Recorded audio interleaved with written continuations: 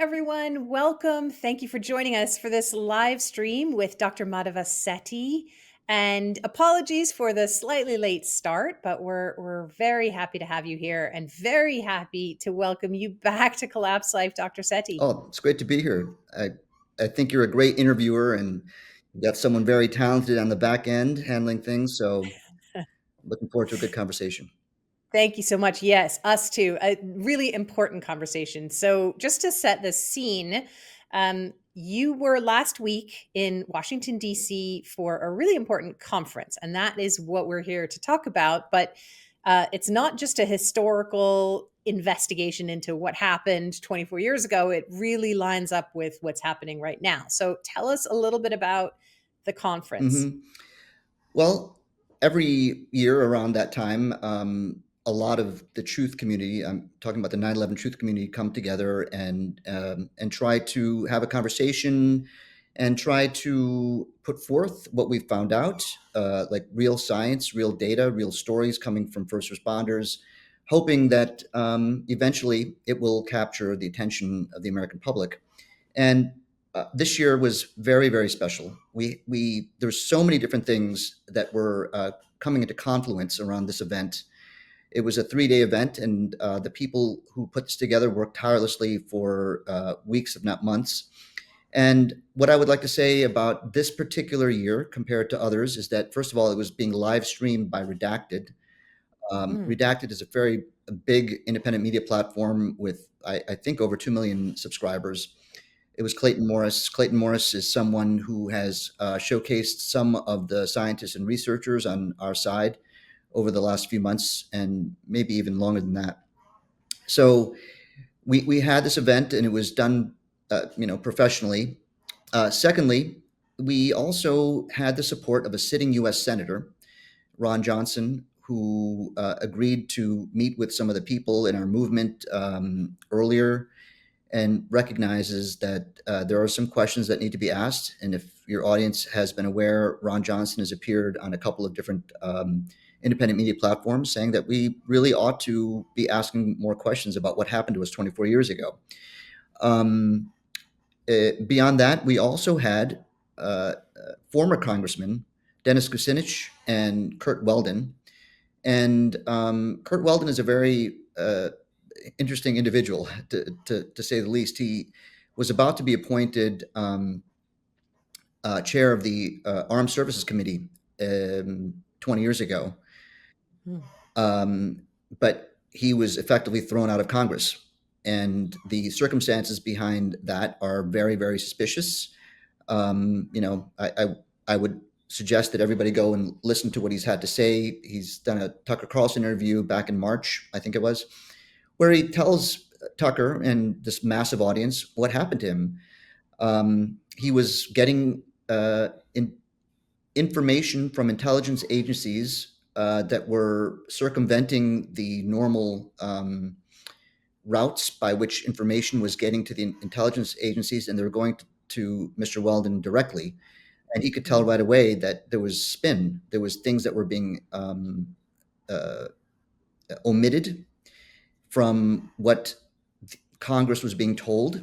And because he started to ask questions, all of a sudden the FBI raided his daughter's home and Wow. created a big story out of that. No questions were ever asked. They never told the congressman why his daughter's house was raided. And then he lost the next election after a big monetary infusion into some opposing candidate. He's a congressman from Pennsylvania. But Mm. what's really interesting about Kurt Weldon is he talked about things that I had never heard about, like very, very important aspects to the intelligence around 9/11. And I'll just say one thing that I learned from him. And this is someone who is offering a story. And we're in a situation right now where you can't really validate anything on your own. You have to sort of put it together in your own mind as to what's more likely and what's more Right. probable. And I would I'll share this with you, and this is something that Kurt Weldon shared with Tucker's audience, is that he was told that the American government knew exactly where Bin Laden was. on 9/11, and he was not in Afghanistan, and he was not in Pakistan. He was in Iran, and we know that because we put him there. I mean, this should come as a massive shock to people. And he talks about how he was able to validate it independently from more than one source that were all telling him, no, he's there.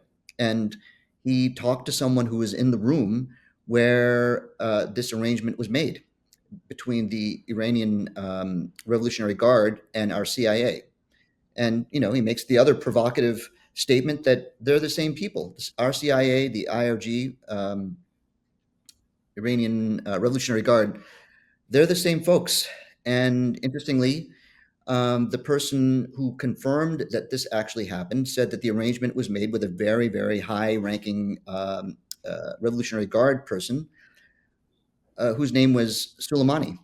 And if you don't know, Soleimani was offed, if you will, in 2020 under Mm. Trump number one. And we were told that, oh, he was a bad guy and he was doing terrible things around the United States interests, but it's very likely that there were other reasons why he was eliminated. Let's say. I'm just going to pause you for a second just to say, when you say that they're the same folks, are you alluding to the fact that the IRG are just sort of trained by the CIA or installed by the CIA, or what do you mean by that?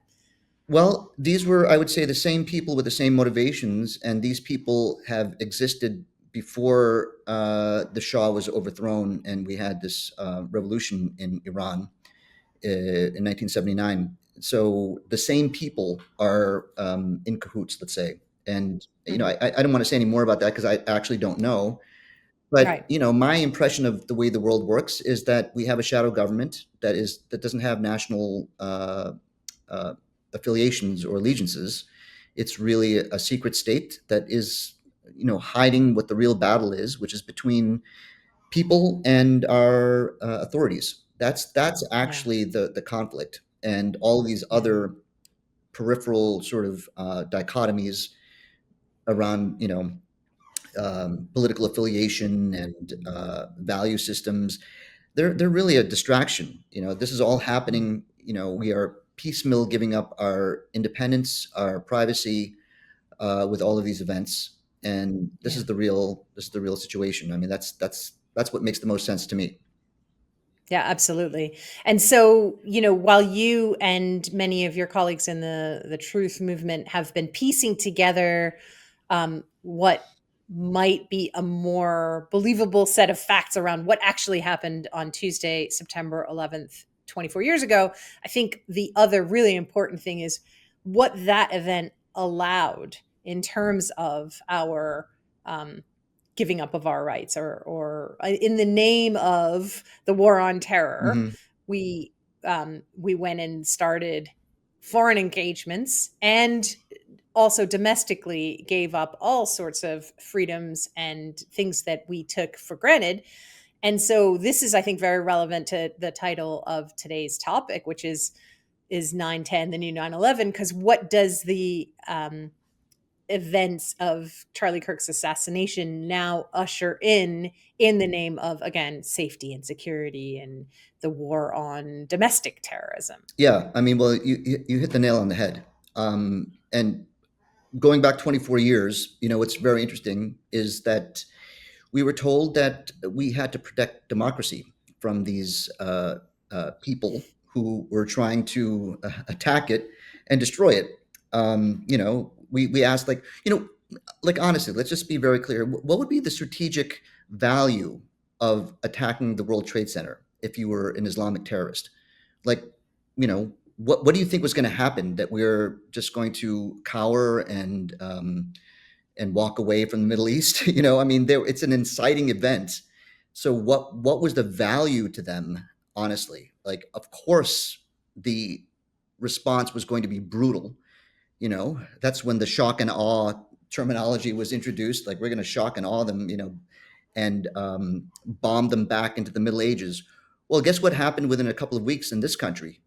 We suddenly had extraordinary rendition where you can pull people, off the streets. You The evidence behind the Islamic terrorist organizations that were, purportedly conducted 9/11. Um, they these were confessions that were obtained under torture, and we readily said that it's okay to imprison someone based on suspicion alone. These all of these things were spelled out in the Patriot Act. So, before we even dropped a bomb anywhere, we gave it all up. I mean, like all the things that we were supposed to be protecting, we just handed it over to our government out of this need for security. So, this is what happens when a country or a public is frightened. They don't even know what they're doing. We just accepted that that's what had to happen. Um, so before anything even happened, we already gave up everything that we were trying to protect. That's, I would say that's a fair assessment of what happened on September 11th. Now, I wrote this article just last night, which was, I think, part of the reason why we're having this conversation is that the same thing was happening around the misdirection with Charlie Kirk, and his assassination. It was being spun immediately. And, that's why, I honestly thought that this last week I'd be writing all about the amazing presentations that were offered to the redacted audience. It's really, really worth watching. If you've been following the 9/11 truth movement, you would still glean a lot from what was presented. There were new things that most people were not aware of that we've been working on at the International Center for 9/11 Justice. And all of it, again, to frame it properly, I would say, um, look at the way the official story was omitting things and how our governmental agencies really, really worked extremely hard to suppress obvious things.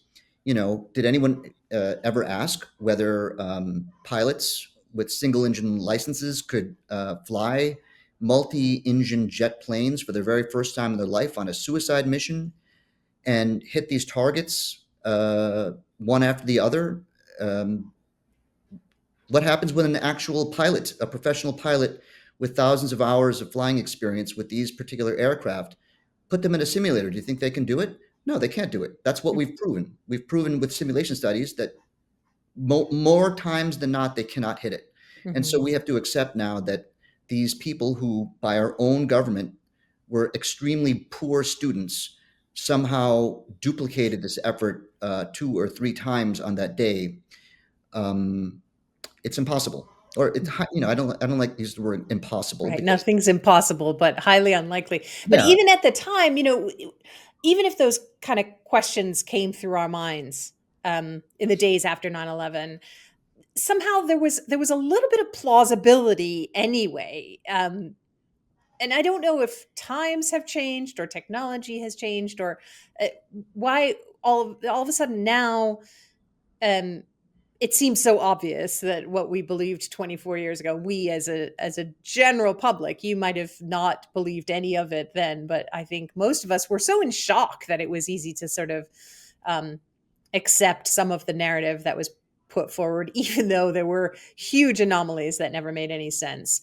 Mhm. Um, but maybe the shock was so raw that we were easily distracted elsewhere, and now we have a whole movement of people who are questioning what happened on 9/11, questioning what happened to JFK, and easily questioning what happened to Charlie Kirk as well. It does feel different this time. I mean, almost immediately people started questioning the facts, saying that this was a watershed moment, that something big just happened and things are going to change. It definitely felt similar but different this time, I think. But I was also 24 years younger and perhaps a lot more naive then.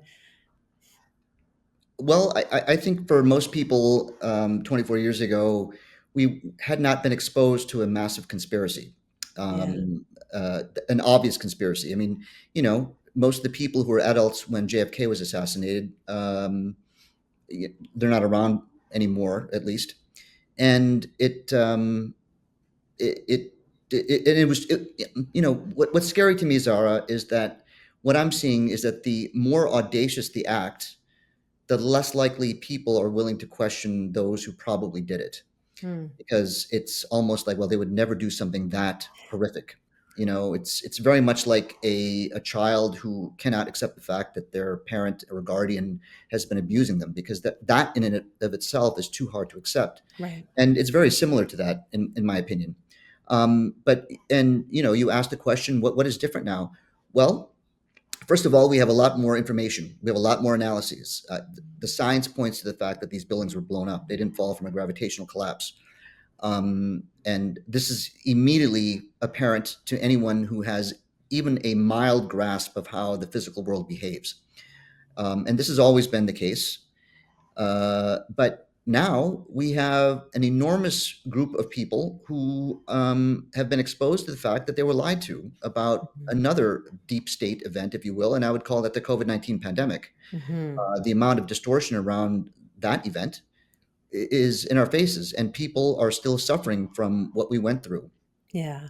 Um, and anyway, I had the opportunity. I was given this opportunity. I'm the science advisor to the International Center for 9/11 Justice, and I think these are a group of unbelievably intrepid, brave, and super intelligent people who have been at this for decades, or at least years.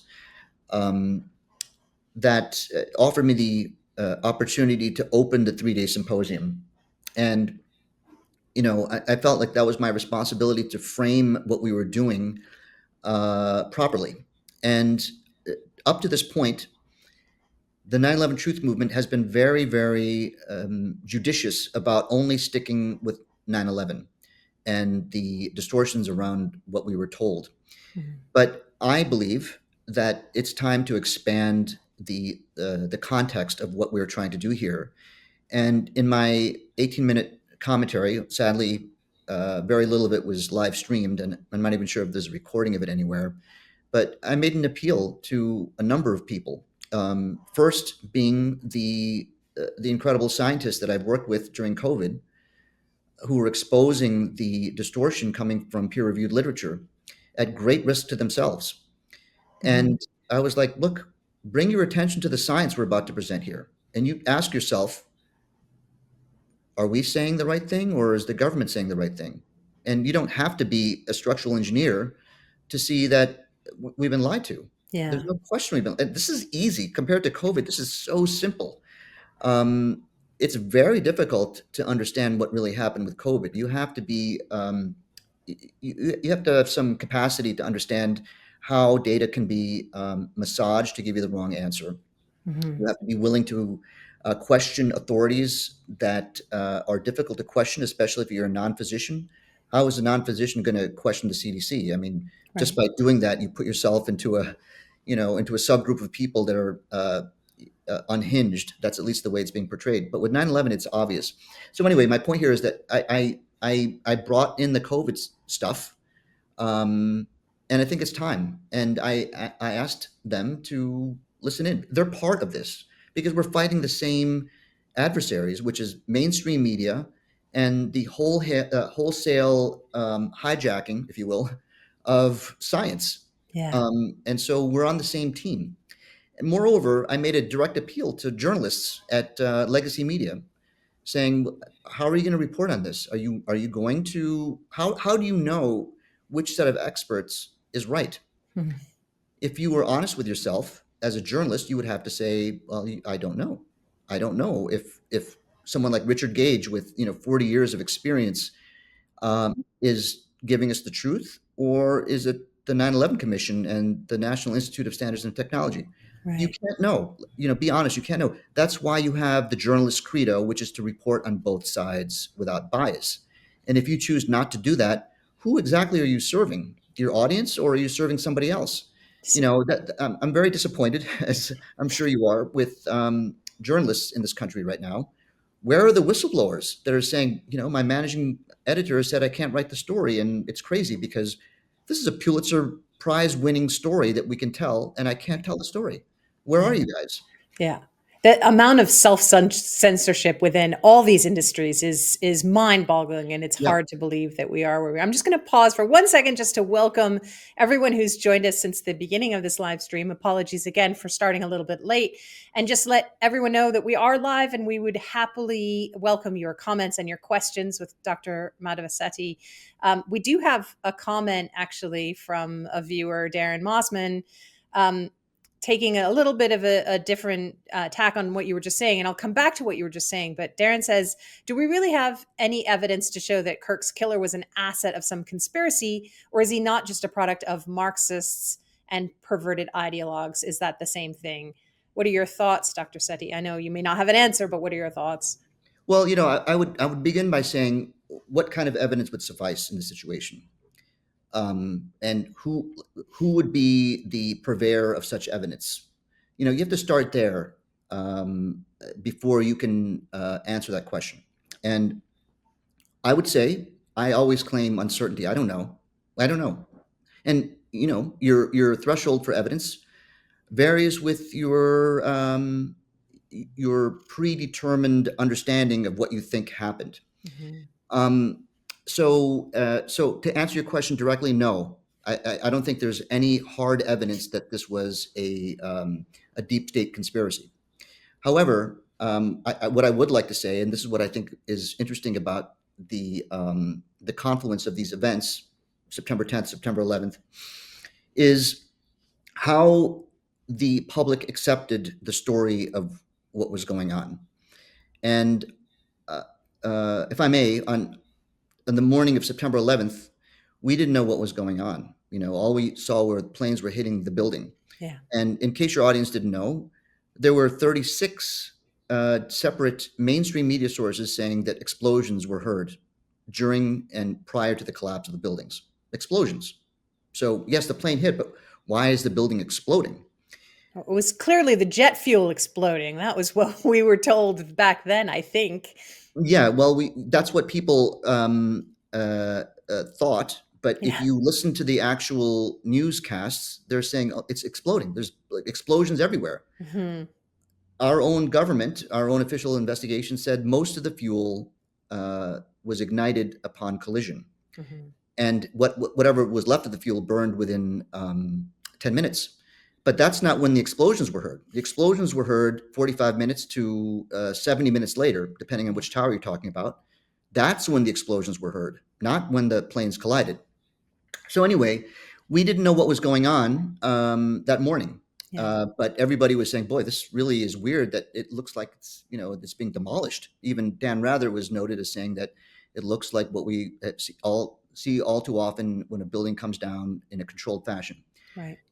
But then, at I think the timestamp is 10:33 that morning, we had the explanation.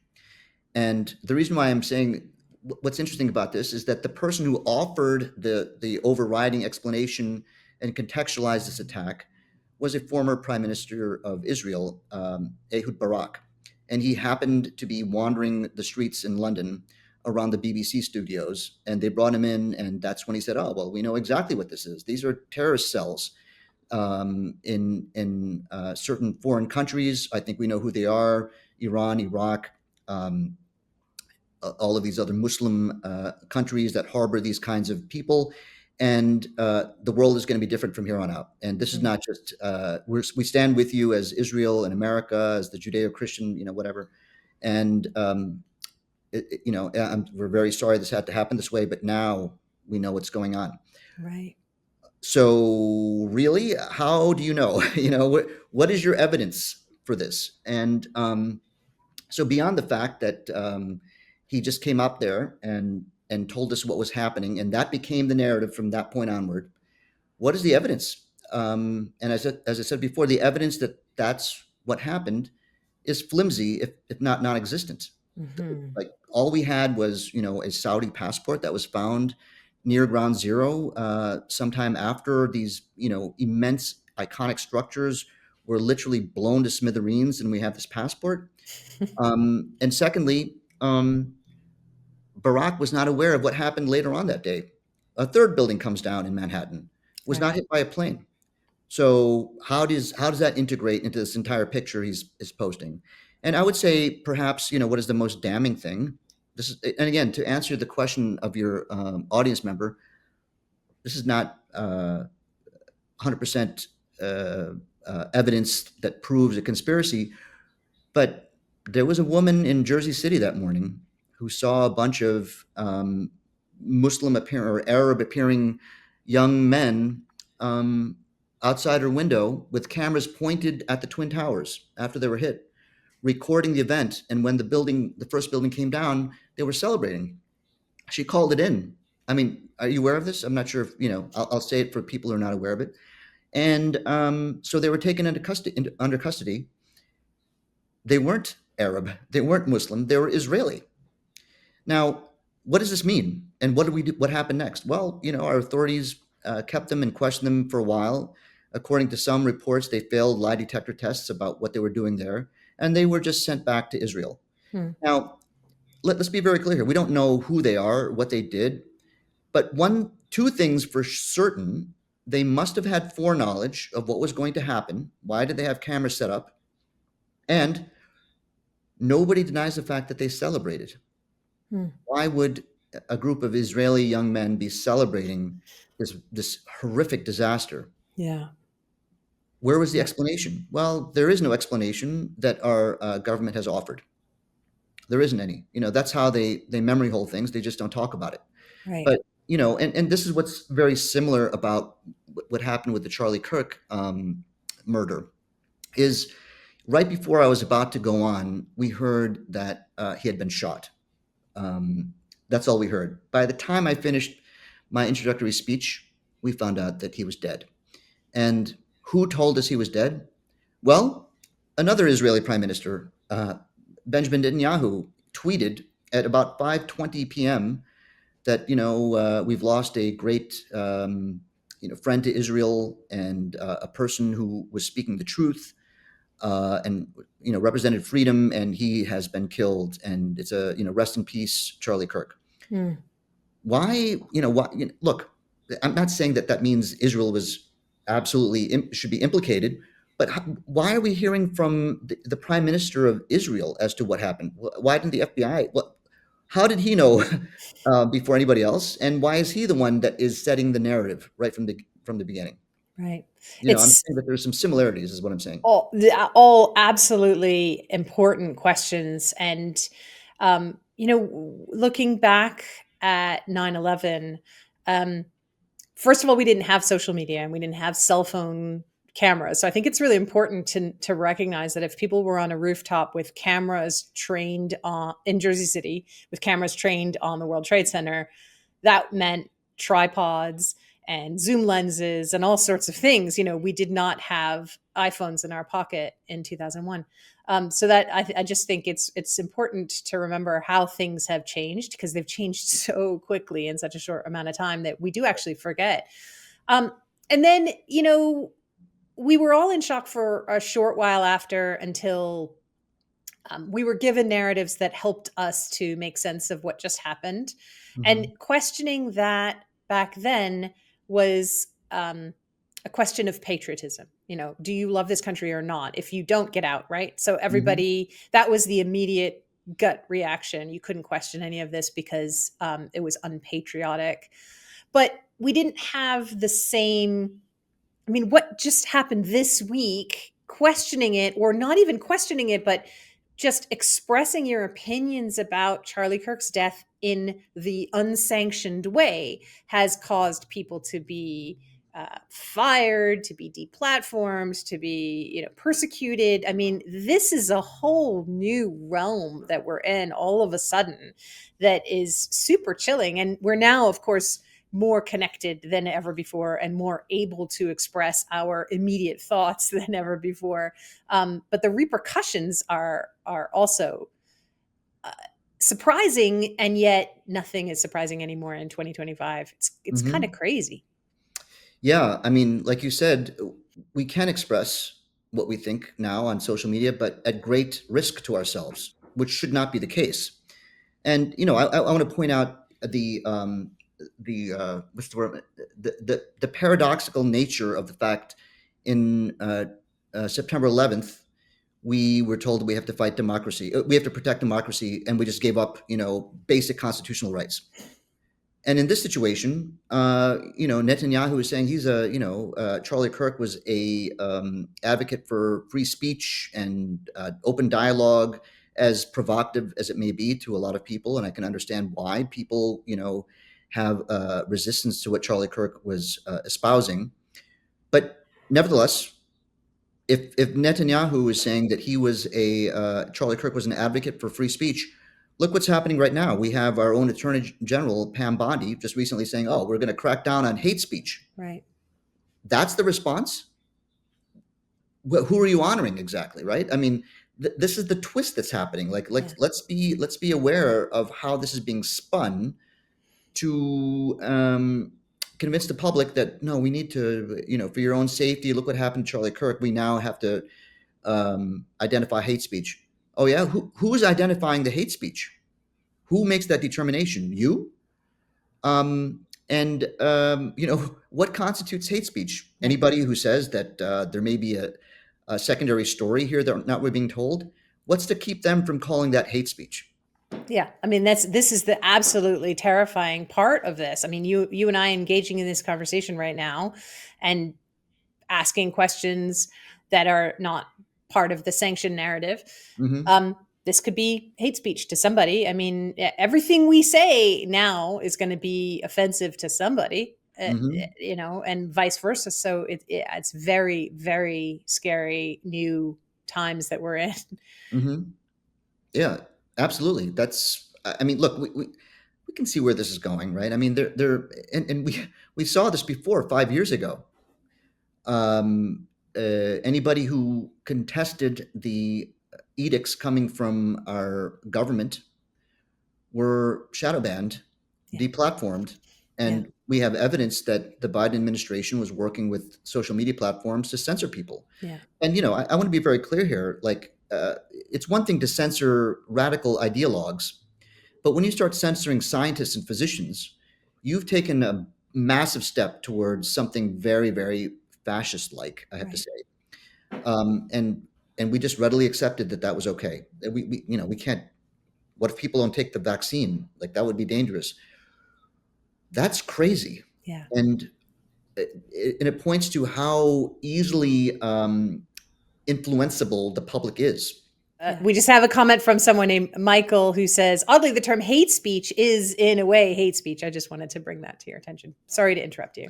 Well, I would suggest that the way uh, mm, this edict from our own Attorney General is going to be interpreted and applied would be anyone who questions the official FBI story around the Kirk assassination, and specifically anybody who implicates the possibility of a professional hit that may have been paid for by Israeli interests. I Yeah. mean, and I want to be very clear. I don't know that it was. I'm not saying that it was, but why can't we ask the question? Yeah. And to be perfectly honest with you, that's exactly along the lines of what Charlie Kirk was saying in the weeks and months leading up to his untimely demise. Yeah.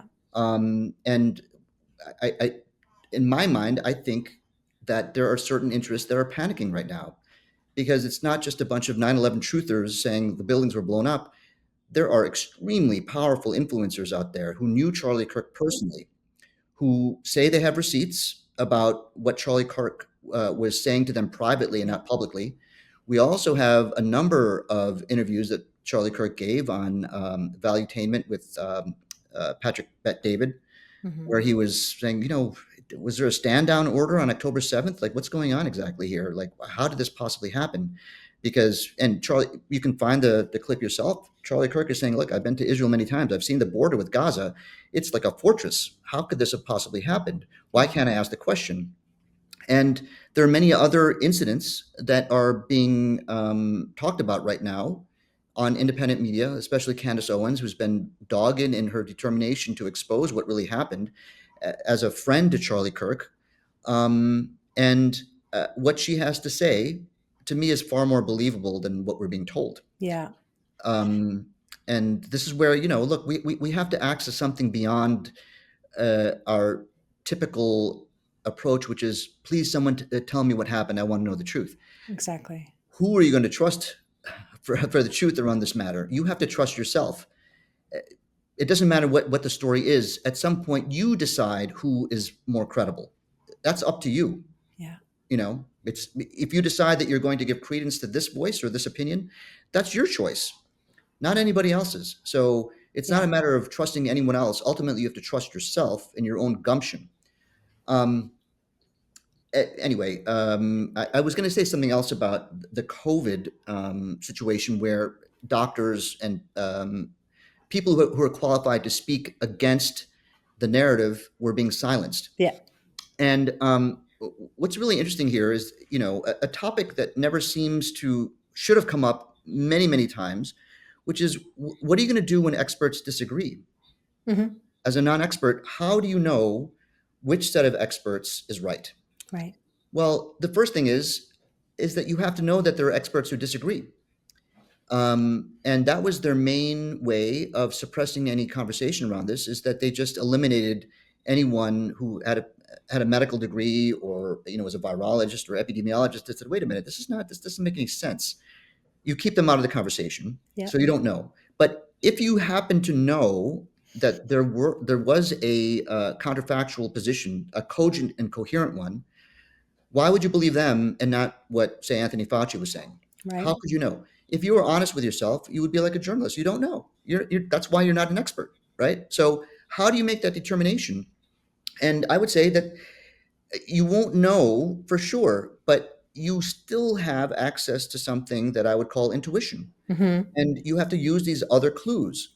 For example, why was only one side pleading for a debate and the other side said, no, we can't have a debate? Right. If you have a debate, then you might get the wrong idea. Well, that doesn't make the ones who didn't want to debate wrong, but you ask yourself the secondary question, which is, if you don't want to be challenged, then how would you ever know you're wrong? Yeah. How could you know? So you could be wrong and you might be wrong forever. So does that make any difference? I think it does, Yeah. especially if you're a Yeah. non-expert who can't understand this. It's like, why would you believe Absolutely. the ones that don't want to have a debate? Absolutely. What, No, I what mean, why can't we ask the question? Is the theme that arches over everything that's happened to us from 2020 for sure. And now you're very clearly making a case that that was the exact same thing that was happening at 9/11. Why, if people are not allowing you to ask a question, there's something there. That is the intuition that we need to be following. Um, Mhm.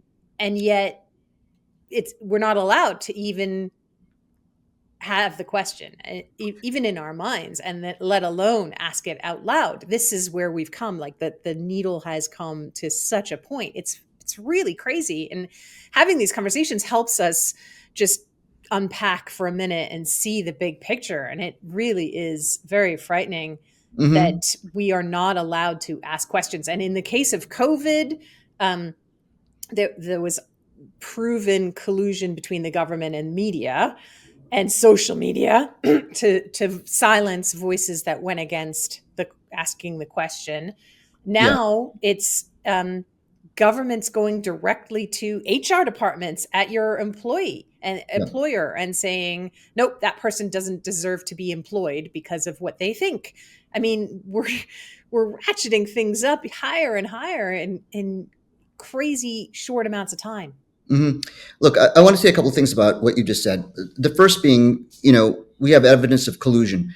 We didn't have it at the time. Mhm. This is something that came out much later on, when interest around that and efforts to expose that became obvious. So I want to go back to, like, given the fact that we don't have any evidence that there was collusion, how do you use your intuition? And the first point I wanted to make was one side wants to debate, the other side doesn't. Notice the tone that was being used by the ones that were pushing the governmental narrative. The tone was, "You're not the expert. We're the experts. Like, stop trying to play doctor on social media. You're being an idiot." Whereas, doctors like me and other researchers who weren't taken by, we had a different opinion. our approach was much different. It's like, look, I'll tell you why I think I'm right. Like, let's look at all of these things. And I understand that you're not a physician, but I think you can understand, because if you're a logical person, you can see that I've got an argument. Which person are you going to believe? I mean, it's up to you. But amazingly, most people just said, I'm just going to go with the governmental narrative. Here's another very important point, and for the future, when you're faced with this choice about who to believe, the way that the orthodoxy was approaching this was, look at what these anti-vaxxers have to gain, and they would make up like, well, Kennedy was paid $300,000 by Children's Health Defense, and they're selling all of these supplements and making a ton of money on the side. And to me, that's like, okay, of course they're making some money. I get it, but you're talking about the pharmaceutical industry. You know what I'm Right. saying, right? Hundreds of billions of dollars a year, and they Right. fund, regulatory agencies with Right. donations. You're going to call So, anyone a grifter and not apply that label to big pharma. I mean, come on. right. So let's take that out of the equation. Forget about like who has the most to gain. You should ask yourself who has the most to lose. Hmm. That's a more important question. Do you think a doctor who is saying you need to go get the COVID shot had anything to lose whatsoever by doing that? Compared that to a physician who said, wait a minute, I don't think you should get the shot. That person, risked their license. Yeah. Why would you, on what grounds would you believe the person who has nothing to lose versus someone who has everything to lose and is telling you that, look, I want to say what's right. That's right. So, these are the kinds of approaches that one must take. One last thing about that, you know, if you were the reason why everybody believed the orthodoxy, by everybody I mean most people, why do they believe it? Well, they didn't know the science, and they didn't know about the experts who were dissenting. They believed it because they thought that most people believe it. Hmm. And that's what it comes down to. Most people believe it. Well, it's very easy to get a majority, a manufactured majority. There's only 1 million doctors in this country. That makes, about 1 in 300 people are a physician. Most physicians don't know anything about epidemiology or vaccinology or, COVID-19. They take their information from the CDC, and they just trust the CDC. So my point here is that there's like a, a tiny fraction of people that are determining what the majority thinks. So it doesn't take a whole lot of people to be wrong, is Yeah. my point. So when you say, well, most people believe this, no, most people trust something. Okay, that Hmm. doesn't mean that they've actually done the research themselves. They just believe it. Right. So the, what I would like to say in response to that is, rather than looking at a snapshot of how many people on either end believe things, look at the dynamics of the situation. Where are people going? Are there people who believed that the COVID vaccine was not tested properly and we couldn't make any big estimations of its long term harm? Did they suddenly change their mind and go with the CDC? Almost no one. I don't know of any doctor or physician or scientist that said, oh, yeah, I believe they're safe now.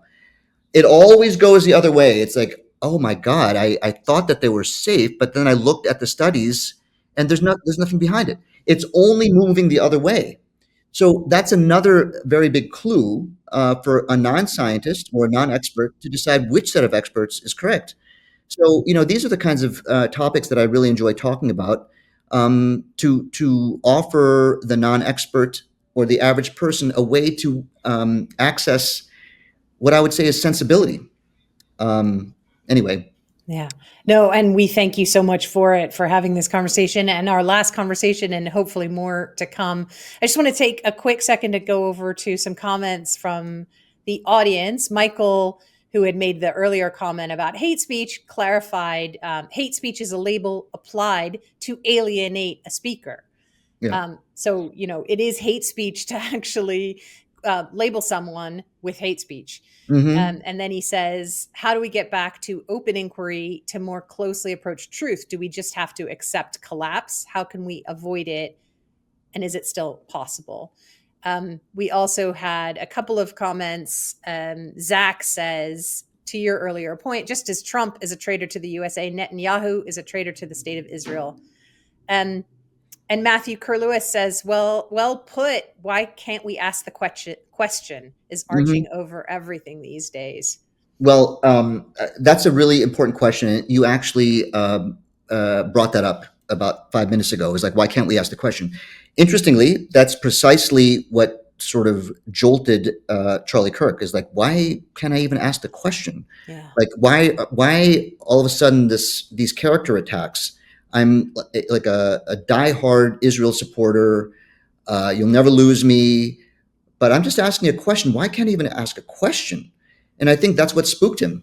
And I'm going to leave it to your audience to go and look at all of his recorded statements to that Hmm. effect, Hmm. and ask yourself, what do you think really happened? There's a lot of background here. There's a lot of background about what was really going through his mind, and the donations that he rejected because he didn't want to be curtailed in what he could say. Right. There's also the fact that Netanyahu came up and said, I just spoke to him 2 weeks ago and invited him to go to Israel, and sadly, that trip will never take place. Why did he tell the audience that Charlie Kirk said, I don't want to come? Yeah. And he talked about a letter that Charlie Kirk wrote back in May, and he quoted Charlie Kirk saying that I'm a diehard supporter of Israel. He didn't read the rest of the letter. I wonder what it said. After It's that, more than that. yeah. Why would you Yeah. write a letter that says, "Oh, I am a big supporter of Israel. Thank you, love you, sincerely, Charlie Kirk"? There was obviously more to that, and Right. that in juxtaposition with the story that we're being asked to buy here, right? I mean, like we we the next day, I think it was the governor of Utah that showed up on national TV and said, "Okay, we got him. Crime solved. We got the guy." Right.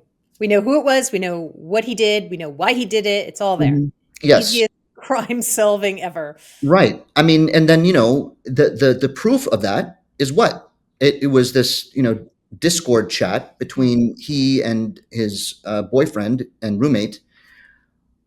Did you read the texts between them? It's like, this is how a 22-year-old talks. Like, I'm going to go retrieve my weapon, and there's a squad car out there, and my vehicle. It's like, what are you talking about? You want us to believe that? Really? That's how they talk to each other. So, I mean, that's, to me, I'm reading it. It's like a Nancy Drew novel. It's almost like Scooby Doo. Okay, we got him. Are you kidding me? Where's Right. the ballistics report? Where's the bullet? Where's the autopsy? Where's the footage from behind Charlie Kirk? Yeah. None of that is relevant. You're just going to Mhm. go with this Discord thing and say, okay, we got the guy. I mean, seriously, are we really going to believe that to be the evidence? That's all that's required. I mean, if you go and look, the question, someone, I think the person said, "What do we do now if we can't ask questions?" Well, we can go onto social media and see who's saying what.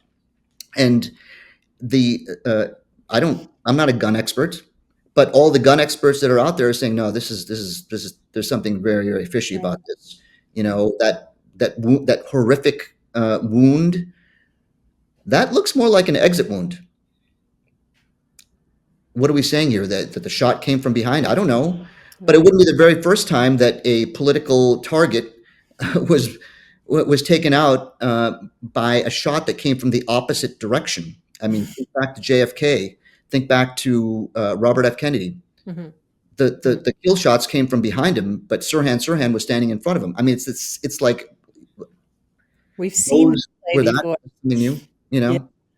I mean, so what's really frightening now is that for a lot of people, why can't we ask the question is going to be easily answered by because I need to keep my job or I don't want to get shot. A lot of people are going to keep their head down out of fear. And Hmm. and so even though we have a climate where I think there are more people asking questions than ever, just as the point you made, because COVID made a lot Yeah. of people question everything and all the institutions. Um, and now, in this climate, people on all sides of the aisle, if you want to bring politics into it, are questioning everything. It's not so much a dichotomy as it was maybe even 4 or 5 years ago. Um, but now there's grave risks to being the one who asks the questions, and I think that's what this is really sending, the signal that it's really sending us, which is just, yeah, chilling to me. Um, one comment we have is just mentioning that, that the evidence of the shooter's conversation was shared on Discord. Another kind of interesting parallel to that is the massive protests that just happened in Nepal. Um, and then the new vote that was taken to bring in this interim prime minister. All of that happened on Discord as well, which is a platform that most of us are not using, and that isn't, we hear about Facebook and X and um, Signal, but we haven't heard that much about Discord. And Hmm. now all of a sudden it's in the headlines. It's just an interesting one to puzzle out. And then we have another comment here, um, from Parameter 9, who says, that's because you grew up believing in the openness of liberal democracy because they tell you that is the case. Well, it stopped being the case sometime around 2020, around 2020. Yeah. And then another comment from Matthew Kerr Lewis says, I find the polarization everywhere so freaky these days. Do you have any tactical tips on how to actually engage with people who shut you down because you can't ask the question? That's a good one for you, Dr. Setty. What do you think he means by you can't ask that question? So we were talking about how why can't I ask the question is kind of the overarching theme of the time that we live in. When Yeah. you're hitting these third rail issues, you're just not allowed to question anything. Hmm. So if you're trying to engage on a personal level with someone who's Yeah. still in that frame of like, no, you can't question the facts, how do you engage with that person without being Hmm. shut down? That's an excellent question, and it's of course it's not easy.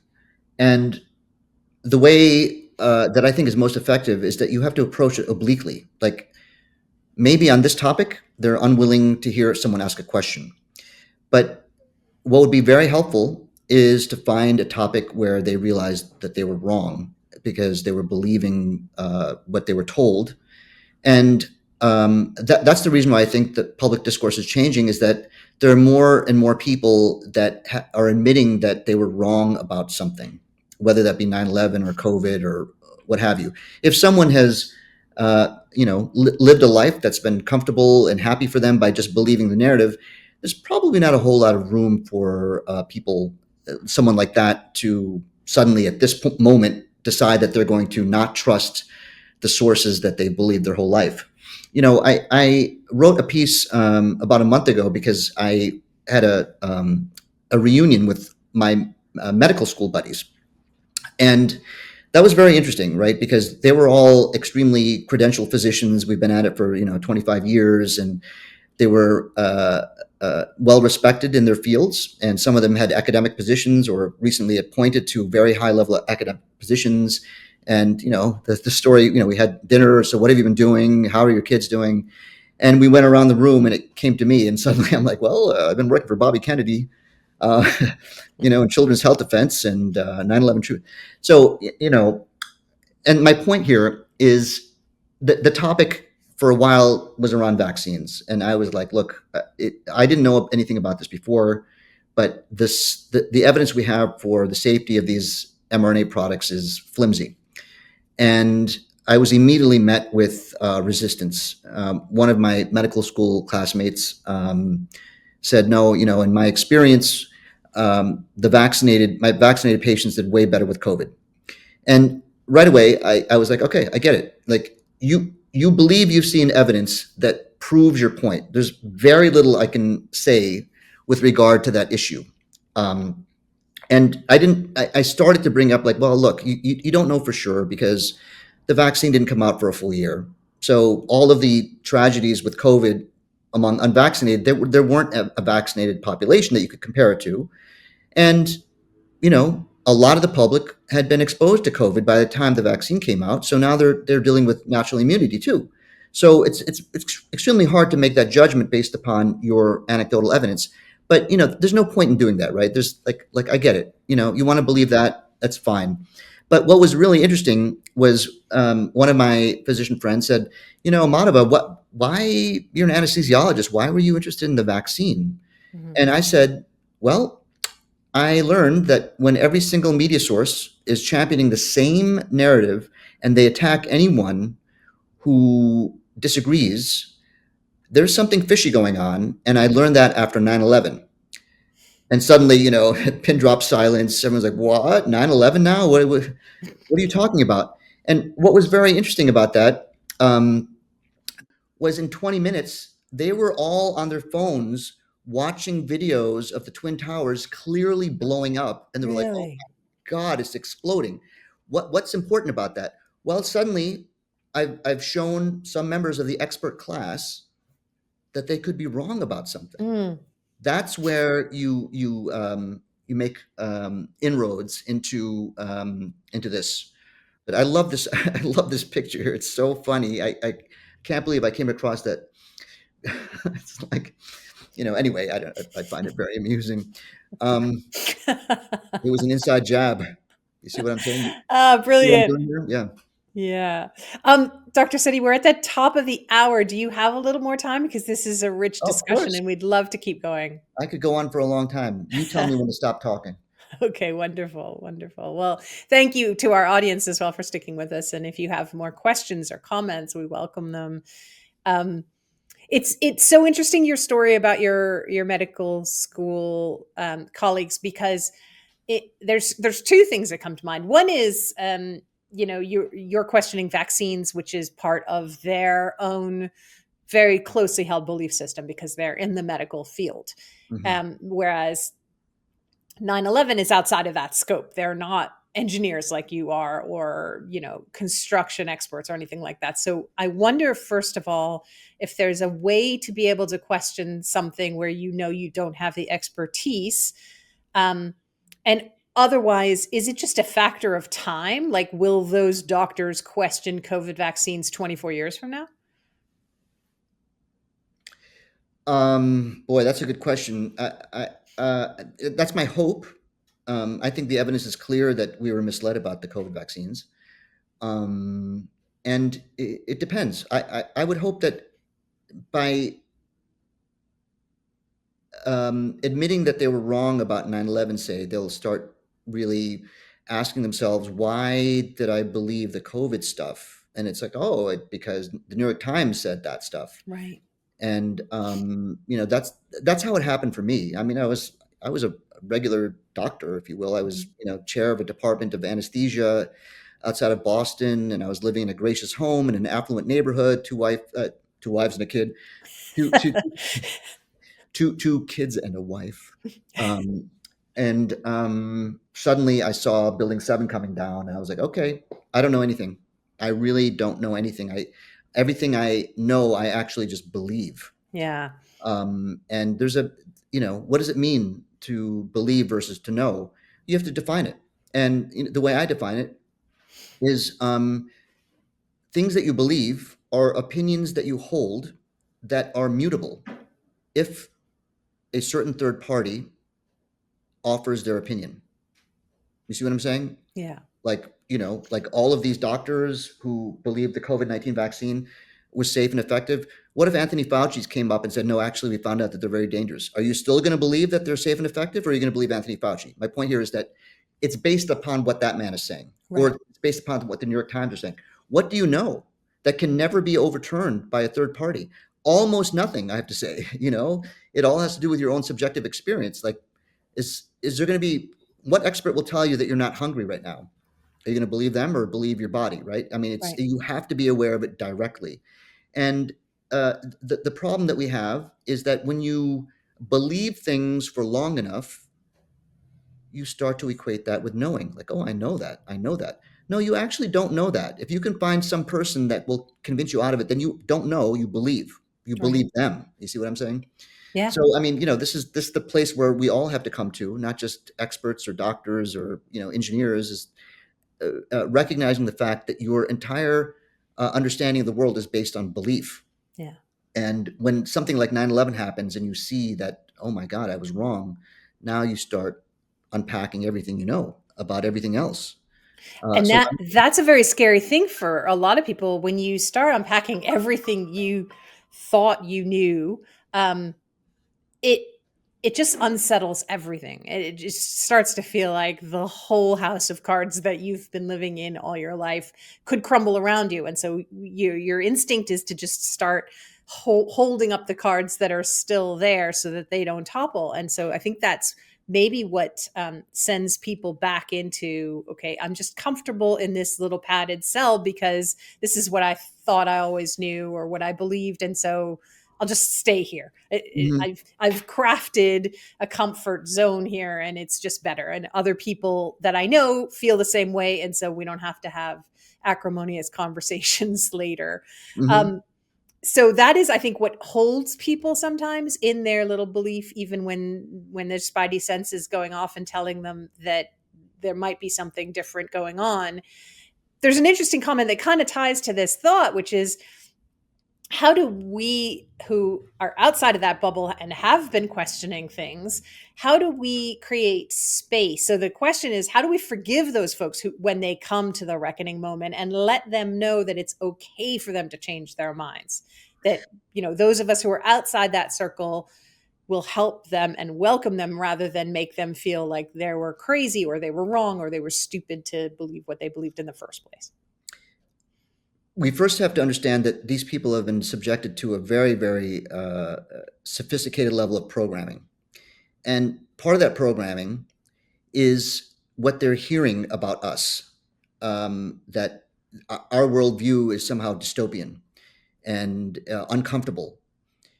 And the reality is that our worldview, if I would put you in my camp, is actually extremely hopeful because it lays out in full display how most of the horrific events that have been happening on the planet have been engineered. This is not a product of the bellicosity of human beings. This is the manipulation of public opinion from extremely powerful sources who have a tremendous amount to gain by uh, the antimony that we have between each other, Mhm. between countries. You eliminate that honestly, and you approach something that I would consider to be much more like heaven on earth. There's really no really reason to have war. I mean, look, I know people are going to say, "Oh no, there's terrible people, there's psychopaths." Yeah, there are psychopaths, but we attack like Iraq or Iran, thinking, "Oh my gosh," or that these are horrific governments. Most of those people are like us. They're like, mothers and fathers and children who just want to live in peace. Right. We're being hijacked by a ruling class that Yeah. has always been in power on this planet. And it's starting to unravel for them right now. It is starting to unravel, and they're panicking. Yeah. I believe that we have to hold on to the idea that we're going to win. We're going to expose this. There's no question that they can't hold on to this narrative forever. I mean, it's just, it's blowing up. It's blowing up like Building 7. It's like, how are they going to keep this story standing? It's Yeah. honestly, it's ridiculous. I think Um, you're absolutely right. I think, we've all encountered and maybe even experienced it ourselves. When you start to tell a lie, then you have to tell more lies to cover up for those lies. And you yourself might start losing track of who you told what. It's kind of take that to the global scale. That's kind of where we are now. It can't sustain. It could get worse before it gets better, but it can't sustain forever. So I agree with you. I think that there are enough of us questioning minds out there now. Um, if we talk to each other, I think we avoid getting in that position where we believe that this is that everybody else is going along with the narrative. And so um, maybe I should too, just to stay safe, or maybe I'm wrong because everybody else believes the lie that we're being told.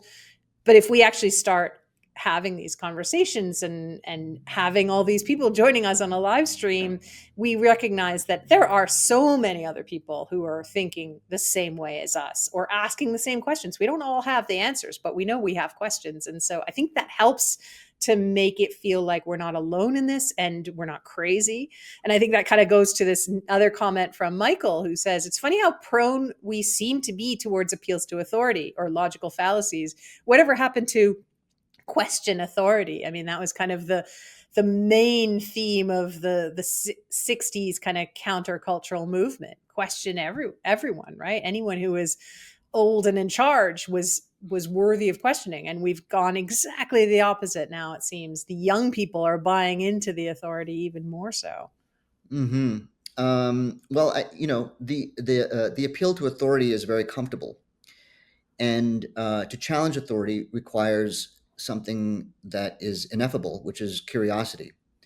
And I think we've had this conversation before, but like, how do you instill curiosity in someone? It's not easy. In fact, it may be impossible. But we know for a fact that it's very easy to squelch curiosity in a human being. You just make them afraid. If Yeah. they're afraid, they're not going to ask you a question. They just want the solution. Where's my savior? Give me the antidote. Give me the vaccine. Right. Let's prevent people from spreading dangerous terrorist theories. So we're going to subject ourselves to surveillance. It's very, very difficult to get people curious. However, with every single machination that, let's say, the deep state does to keep us fearful, it results in suffering. And that is going to be the blowback. That is what actually can allow curiosity to flourish. Because once you've suffered enough, now you're like, holy cow, what am I doing wrong here? Let me start asking some questions. Why do I keep getting, screwed over by the system? Yeah. So they take a very big chance every time they do something that makes people suffer. People are waking up like this cannot be right. Um, the other point I wanted to make was, how do we engage with each other? I think it's very foolhardy to tell people what you think happened. Like, I know this happened. I know that Charlie Kirk was taken out by deep state or Right. whatever. Go after the people who are telling you the story that you're believing. Like, point out like all of these discrepancies. Like right now, just like 9/11, the buildings come down and suddenly there are like hundreds of dump trucks that show up the next day, like just putting all of the evidence into barges going into Freshkill or New Jersey, where where they just get packaged off and sent to China. What's happening at the University of UVU right now? They are making that courtyard into, they're paving it over. We haven't even found a bullet yet. I mean, it's the same thing. It's like, are you kidding me? Right. It's still a crime scene. It's the same thing, and we're just like, oh yeah, well, it's let's get this behind us, and let's change the entire like scene. We don't want to be reminded of Charlie Kirk's assassination, so let's make I mean, are Right. you serious? Like, this is what they're doing. You're going to believe someone who does that? Right. I think, going back to your point about how do you spark somebody's curiosity, it's asking questions, not telling them an answer, but asking them a question and making them um, turn it over in their brains. Like, why do you think, or how, Yeah. where did you arrive at that conclusion? Who Hmm. told you that? Asking questions that make them question their own belief can sometimes be the opening for, well, have you ever considered XYZ? And bringing it all full circle, whatever you might have thought of Charlie Kirk's political views, he was a master at that Socratic method, at asking somebody questions that made them um, rethink what they firmly believed. And sometimes he won those debates, sometimes he didn't, but he was very diplomatic and gracious about the method. And I think there is something to be learned from that, in answer to Matthew's earlier question about how do we engage. And he very kindly said, "Thank you, Dr. Setty, for the tactic of try and find something else that the person would admit to being wrong about. Just opening a door, that small crack might be enough to begin discussing instead of just banging against a closed door." Yeah, well, you can't make any progress with someone who's certain. Mhm. And there's a massive difference between someone who's 100% certain and someone who's 99% sure. Mathematically, that's an infinite difference. But that opening has to exist in order to make any inroads, or to have a reasonable conversation. Yeah. So, I would say, sadly, don't waste your breath on someone who's 100% certain. I mean, you're just going to get frustrated and you're going to alienate them further. Yeah. And they may have to come to it themselves. I mean, just like I did. I thought that, I was equating believing with knowing. I didn't know anything about what happened on 9/11. I never questioned vaccine. I didn't do any. I was just like everybody else out there, and you have to come to it yourself. And it's a different catalyst for everybody. Yeah. Um, yeah. So, we all have a role to play here in constructing actually good conversations. I will say that, it's hard, honestly, to even talk about Charlie Kirk without inflaming somebody, Mhm. someone who disagreed with his politics or his Christianity or his whatever, or even the fact that he would take his arguments to bastions of, people who disagreed with him. Um, did he do it in good faith? Some may say yes, some may say no.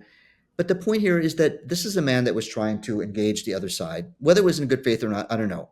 But in this world where we are in our echo chambers and don't want to have a debate, I mean, this is the same thing that happened during COVID. Why won't Paul Offit or Peter Hotez debate Bobby Kennedy? Oh, Right. that would be dangerous. This was and I'm not equating Charlie Kirk with Robert F. Kennedy Jr., but they were both saying, "Prove me wrong." Right. Tell me where I'm wrong. You know what I'm saying? It's like that's a dangerous question or dangerous proposition for people who are trying to control us by dividing us. The last thing they want us to do is to talk to each other. Exactly. Um, Their answer to why can't we ask the question is because the truth might come out if you ask the question, right? Because if they were firm in their knowledge, not belief, of the safety and effectiveness of the COVID vaccines, for example, they would have welcomed a debate because that would have given them the platform and the opportunity to share all the facts about why this is safe and effective. Not, well, let's not even have the conversation, just believe what we say.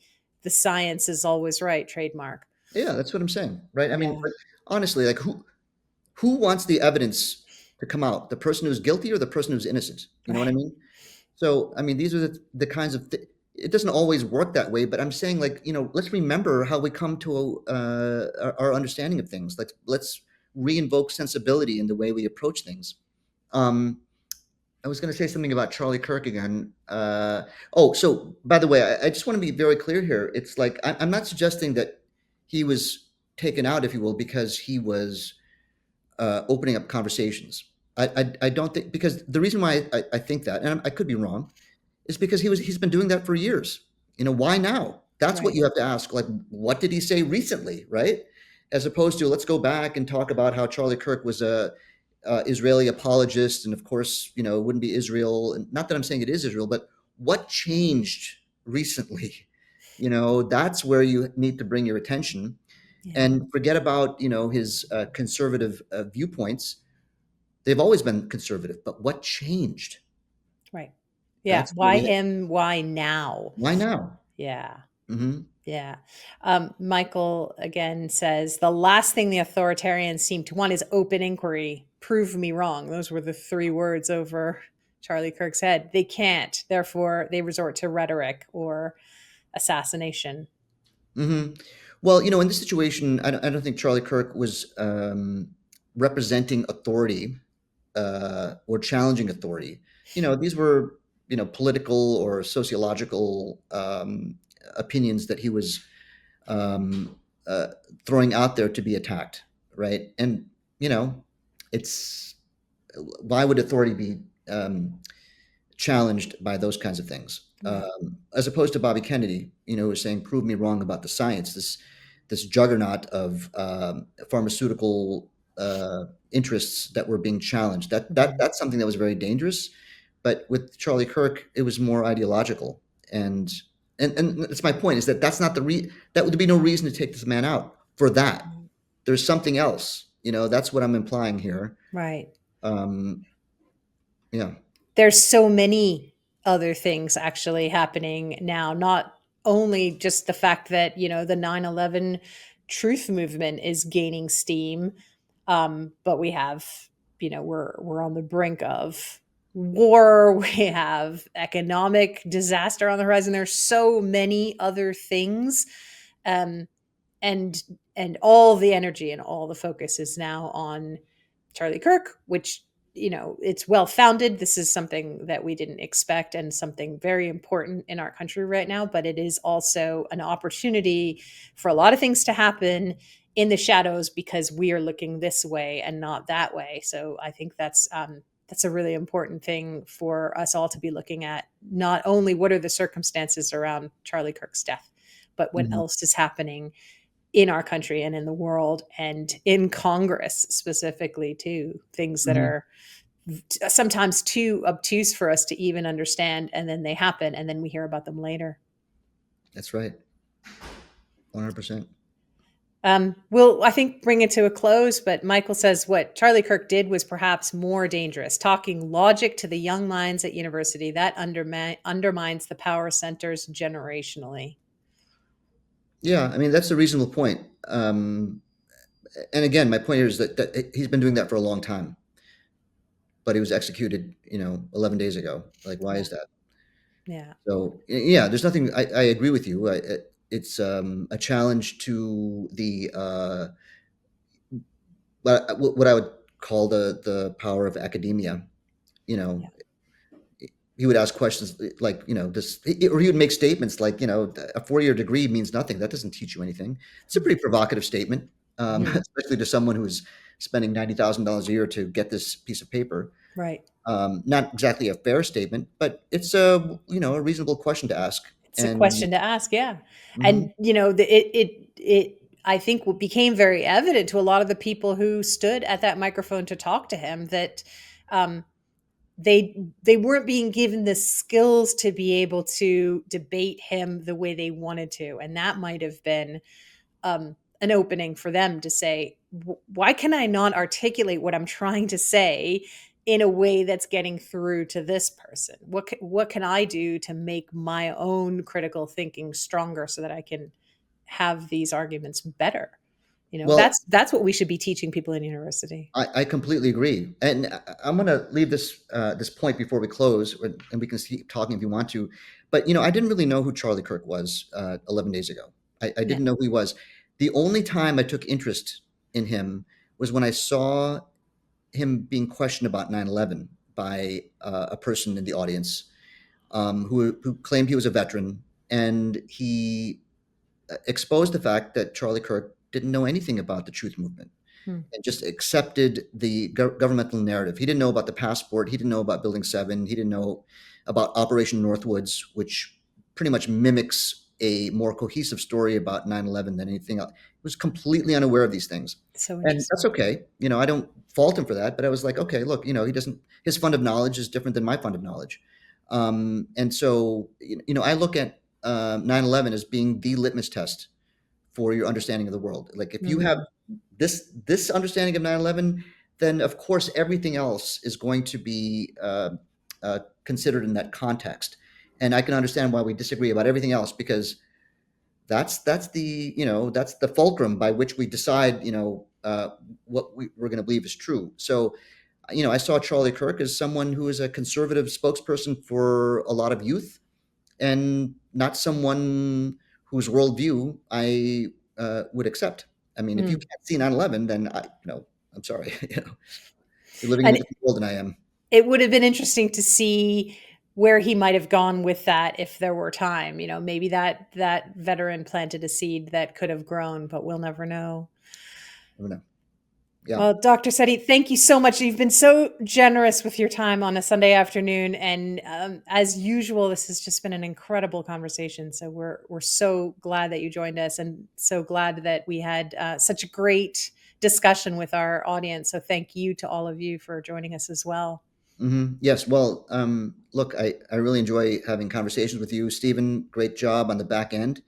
And to your audience and mine, if this gets streamed on my platform, tell us how to do this better. Yeah. What can we do to make this conversation even more impactful in the future? I'm always striving to create a clearer message, so I appreciate the feedback. And you don't have to be nice. 100%. Totally agree. And I think that that's an invitation for us to do more of these. So we would welcome that. Absolutely. Thank you so much. And Yeah. folks, so grateful to have all of you with us today. This has been a really incredible, broad, wide ranging discussion. Make sure that you are following Dr. Setty on Substack. His Substack is called An Insult to Intuition, and it's madhavasetty.substack.com. And if you're not already subscribed to Collapse Life, we welcome you to join us there as well, collapselife.com. Thanks, everyone. Have a wonderful afternoon.